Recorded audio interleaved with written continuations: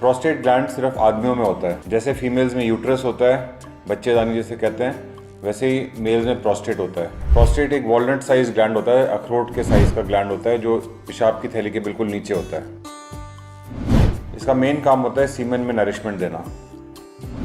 50 साल की उम्र के बाद प्रोस्टेट का कोई खास काम नहीं है, तो अगर निकाल भी दें तो ऐसी कोई ज़्यादा बॉडी में प्रॉब्लम नहीं होती।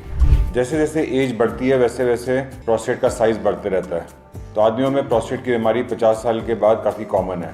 प्रोस्टेट की दो बीमारियां होती हैं, एक तो एनलार्जमेंट की वजह से यूरिन में दिक्कतें होती हैं और इसके अलावा प्रोस्टेट में कैंसर बन सकता है, और तीसरा प्रोस्टेटाइटिस।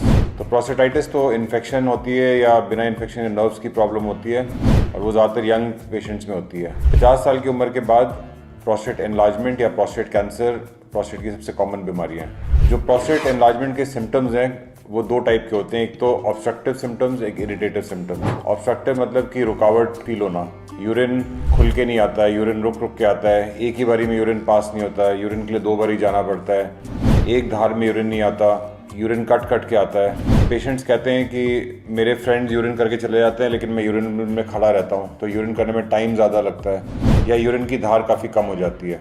तो ये सारे ऑब्स्ट्रक्टिव सिम्टम्स हैं।